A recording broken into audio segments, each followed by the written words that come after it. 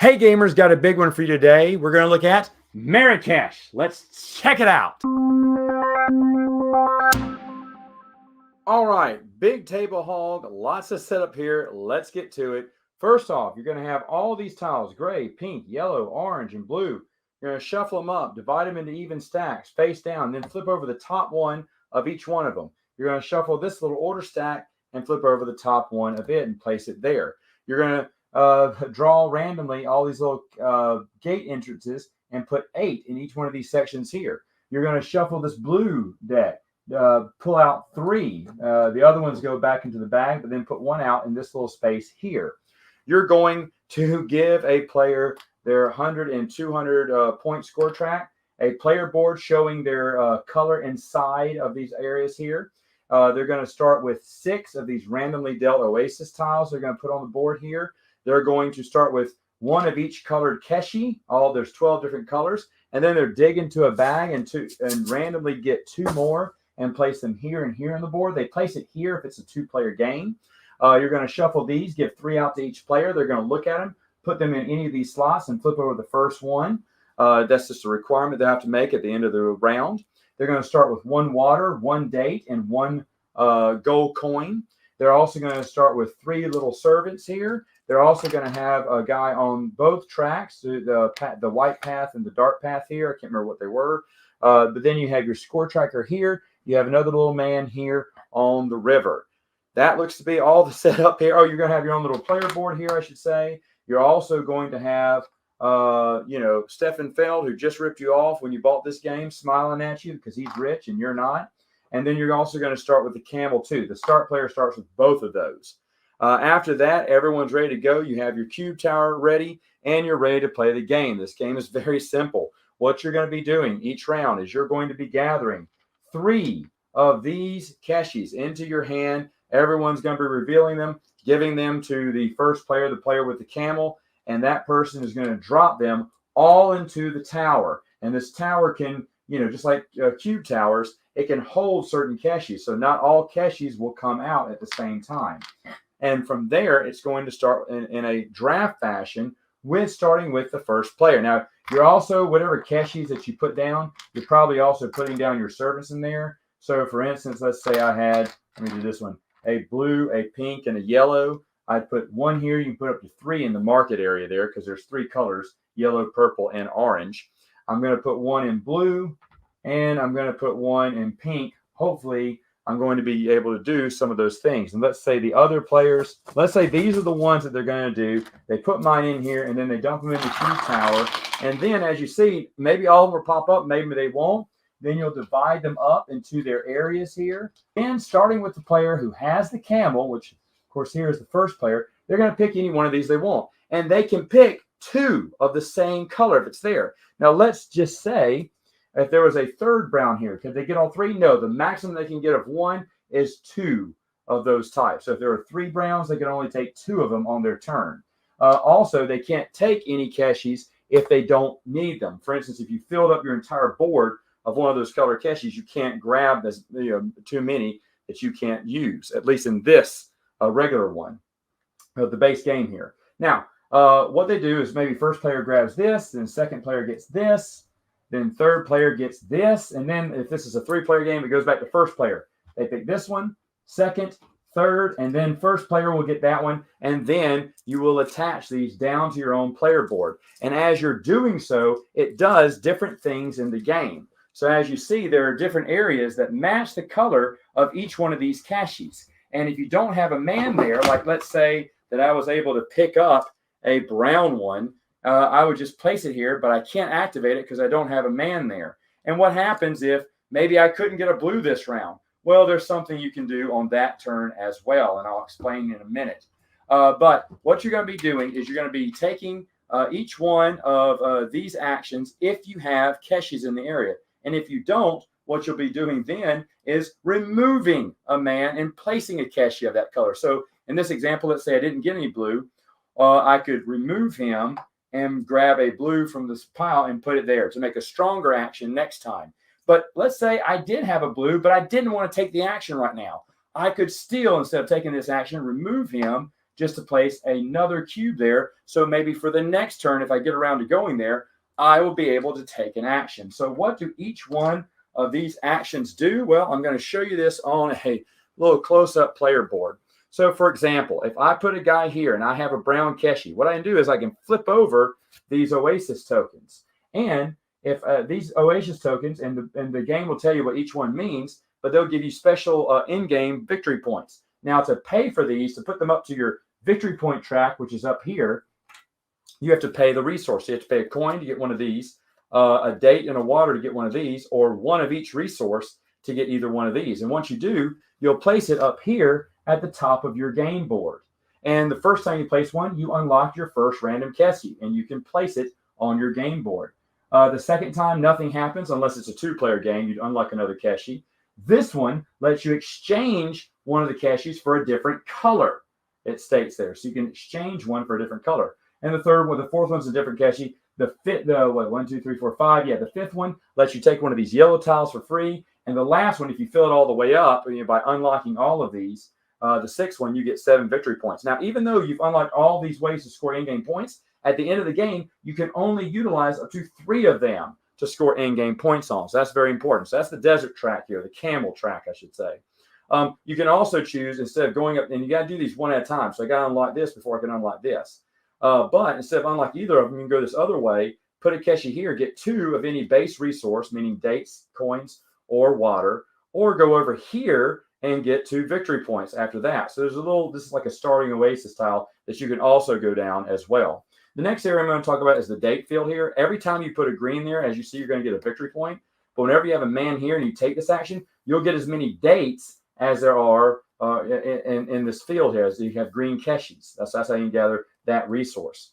Over in the gray area, these are scholars. When you activate this, as many scholars as you have lets you purchase these little tiles up here. And as you see, they even say gray tiles, it costs 1 little Keshi. If you wanted one of the yellow tiles, it would cost you 3. It would cost you 5 for a pink or 7 for a orange. And of course, the rule book will tell you what each one of these mean. And you can buy as many as you have men here. So for instance, let's say I had 6 here. Well, I could buy 2 of these if I wanted to. Now, once you buy one, you don't flip over the next one. You have to wait to the end of your turn to flip over the next one. But for a coin, you may eliminate all of them from a certain section and draw 3 more. But you can do that for a coin just in this area here.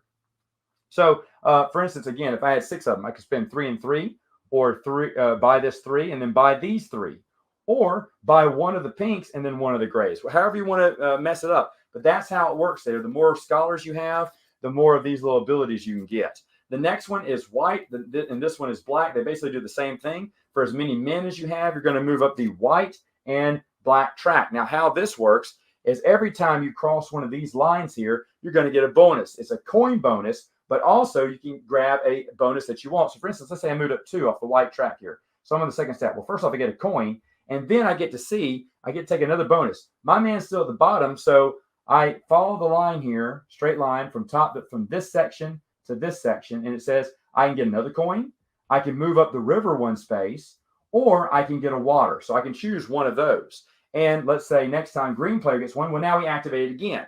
And now it says, okay, where is this one? Well, they're even now. So you can get a part of getting a coin. I can get a victory point, a pink or orange Keshi, or a coin.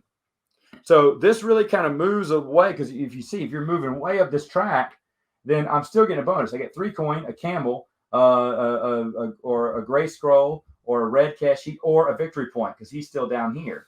And every time he moves, then I can get one of these. So you just follow the arrows on the board. It looks kind of confusing at first, but it's really not, as you're getting bonuses as you're going up the track. Now, of course, once you get up to these tracks, you get big bonuses here, and you'll get victory points if you go up any further but can't move up the staircase.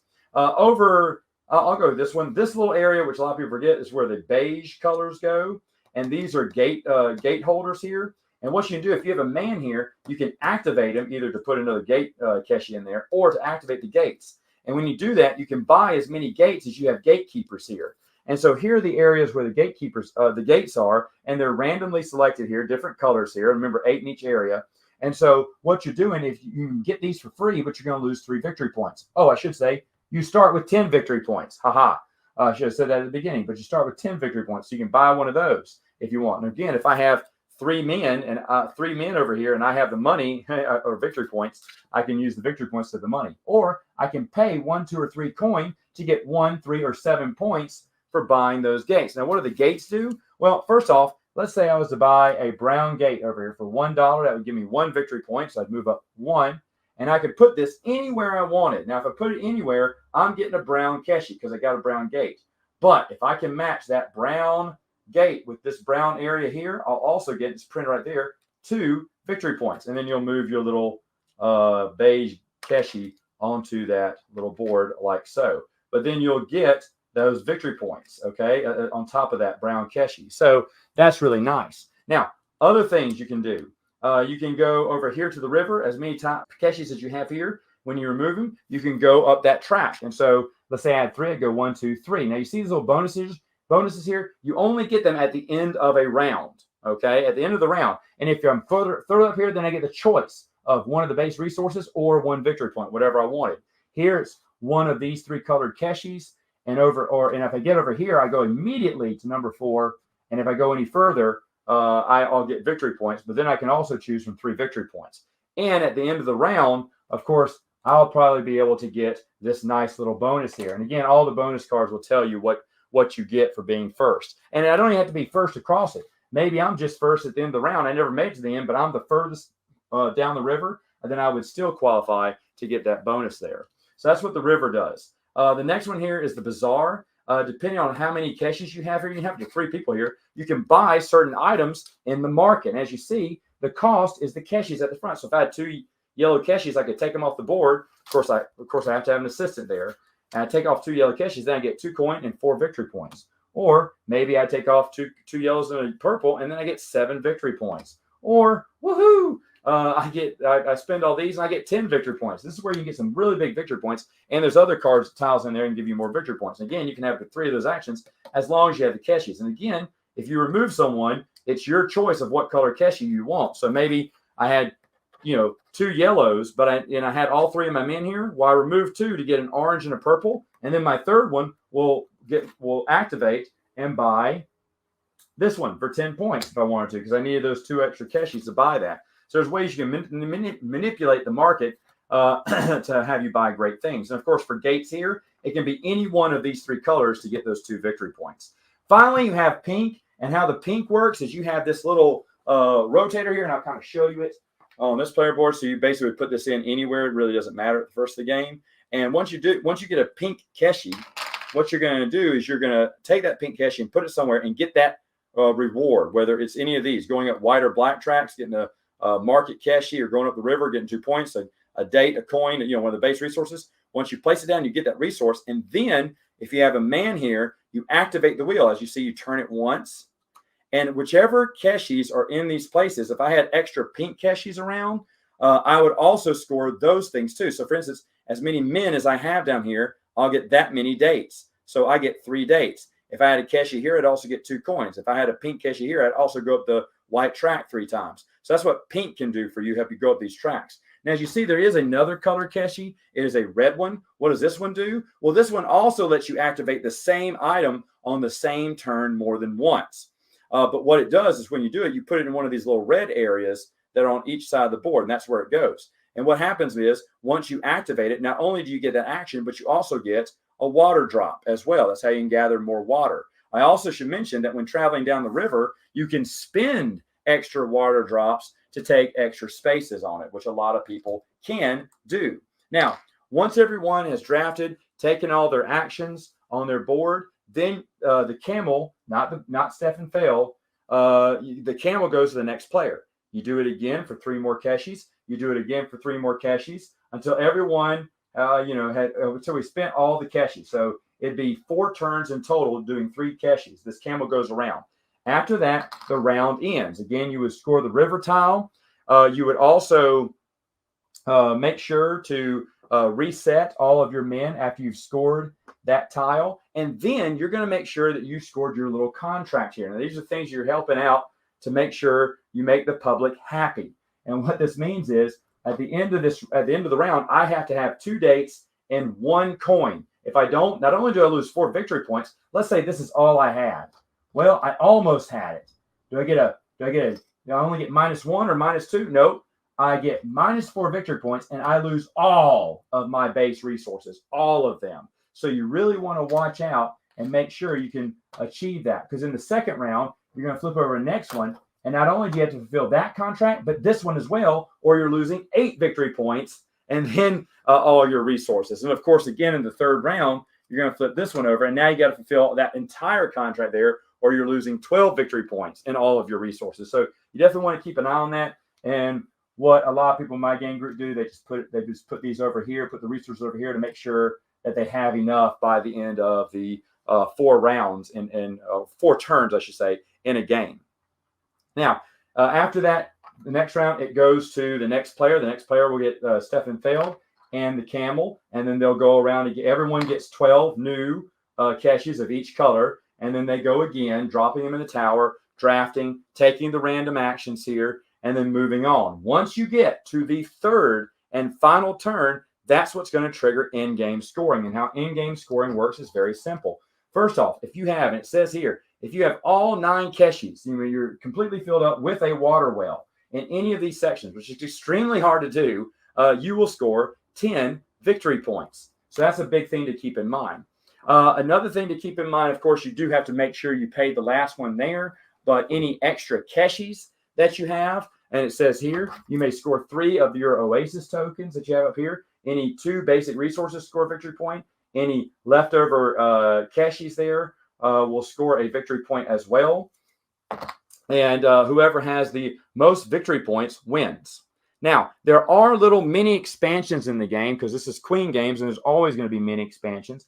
The first one has to deal with these little circles in the middle of the track, not at the top here, but in the middle here. What you can do is you can shuffle through these and randomly cover these spaces and change up the rewards from one game to the next. So the rewards are going to be always different. And of course, these are double-sided, meaning different things. They could even be different things if turned over.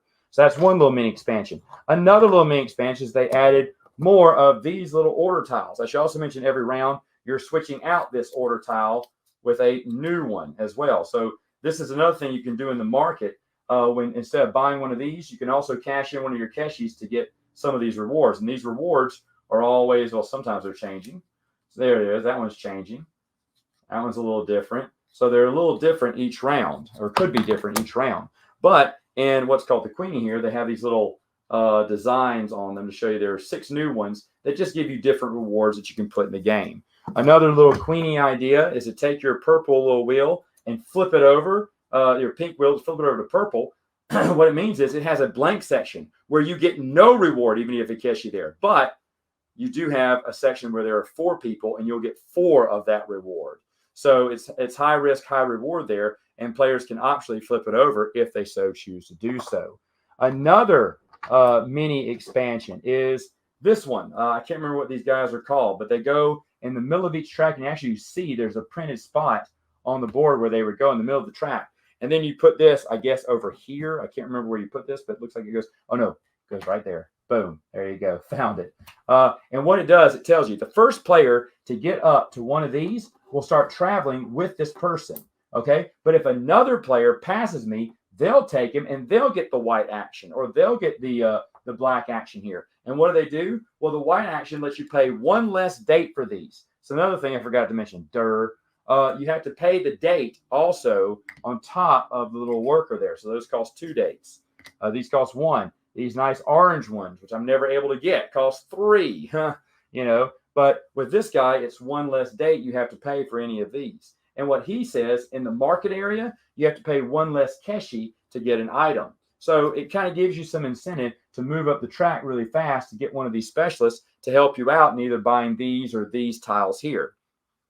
The last mini Queenie expansion they have in the game is these extra oases here. What you're going to do is you're going to place this. I guess you're putting your resources off to the side here, and you're placing this over that resource. So you'll have an option to take 2 more oases, and you're placing this over your player board now. So you're not going to get those little bonuses as before. And what you're going to do, depending on the number of players, 3 if it's a 2-player game, 5 if it's a 3-player game, and 7 if it's a 4-player game, you're going to select randomly these. Let's say in a 3-player game, it's 5. and then on the night side, place them out so everyone can see them. The first person to place their keshi up here not only gets 4 victory points, but they also get to pick which one of these they want. And what these do, it'll tell you. Say, hey, when this is activated, this is what you can score. Again, the rule book will tell you what each one of these mean. Some of them score immediately when you find it. So what you do is to activate it, you have to pay 1 of each of the market keshis there. And when you do, you get to flip it over to its top side. It's worth tons of points, maybe, and you put it up here on your player board. It's just another one that you can score. Well, actually, you don't put it up here. You just leave it here because now you can score up to 2 of these, 2 max, and then 3 more of these. So it just gives you some extra incentive on how to score more points. And of course, that there is the game. Final thoughts. What do I think about the game? Wow. I'll say something at the end, maybe a little controversial, but Queen Games has kind of on this channel. If you've been watching for a while, I really used to love Queen Games. I don't like Queen Games anymore. I've gotten rid of more than half of my Queen Games in the past few years because I've kind of soured on them. And this is why the Steffenfeld City Collection is why. I believe these games. I got this in a trade, which I'm happy about. But boy, they charge a lot for this. Now there's what's called an essential edition, which is basically very few wooden keshis and basically just cardboard keshis you put on your board. Everything is like cardboard pieces, but even that is overpriced. So Queen Games really overpricing their game. So for the price thing, oh man, it's kind of hard. It was really hard whether I can recommend this game before, because I'll be honest with you, this is Steffenfeld's best game. I'm not a Feld fanatic. I like maybe half or maybe less than half of his games. I do like a good chunk of games, but Feld is not always magic with me. This is. In fact, this is so good, I'm wondering if it's my favorite Feld game. And if it is my favorite Feld game, that automatically puts this in the top 20, top 10 maybe of games in my collection, because Amerigo is the one that held that spot. But the more I play this one, the more I just love it. And that one had a cube tower or keshi. Yeah, this one's keshi tower, but that one had a tower too. The game it looks a little complicated, but it's very simple. Once you get the first round, we started getting it. We started understanding how things went, and we were having a blast. We were having a blast doing it. You can make a lot of big moves. You can't fill in everything. It's really hard to fill up everything. I think and the 3 times we played, I've been so close so many times, but one of my nephews filled one completely. So it's hard to fill one completely unless you're really going for it. And maybe we're still new to the game, and maybe we don't know the secret of it. Now, I know they're coming out with an expansion of this. It may be out by the time of this, but I don't know, it's been having a lot of issues lately. I did pre-order it because I did feel like this is a really awesome game. I don't know exactly what camels and nomads do. I think nomads is a wild resource, and camels let you grab keshis that you already have colors for. So if I have my river full, I can grab these blue ones and move my camel instead. But how much are you going to move that camel? It seems like you only move them at the end. Again, I haven't read the rule book, so I'm just going by kind of what I spot checked and knew from a few reviews online. But I think the game is excellent. So for that reason, I can recommend it as gameplay goes. Price-wise, and a lot of people have lost a lot of faith in Queen Games because they're charging arms and legs for the city collection. But there's a victim that no one is blaming that you should, and that is Steffenfeld. This man is getting paid millions, I bet, of dollars. That's why they're probably charging so much. He's getting paid. He knows they're overvaluing his stock. They know he is, it's just ripping off fans is what it is. Just going by the name. People feel like they have to have Feld. And oh my goodness, this is so much. And yeah, the quality and the value isn't there in the box on any of these. And maybe Queen Games is trying to change their image, but they really need to change their artwork, step up their artwork and stuff like that too, because past art, in certain reprint games in the Feld collection have been better. But I did get Amsterdam. That was the first one, and that's what kind of turned me off. I got turned off very early from what they were doing with Steffenfeld collection. I was like, oh, this is a big ripoff. And so I haven't bought a game from them. In fact, this was for trade. I don't know. You can get the Deluxeified edition. I don't know. I do love the game a lot, so maybe I will, since I got this in trade and haven't paid anything for it. But, my goodness. I'm at a crossroads here because I do think this is one of the best games, the best game of the year I've played so far. And I do recommend it for that. But at the same time, I've lost a lot of respect for this publisher, and I've lost a lot of respect for this designer too, because I do think they're ripping off fans. But either way, it is, I think, Feld's best game. So there you go. If you have it, let me know your thoughts. Let me know thoughts about queen games too and what you think about. And until next time, gamers, game on.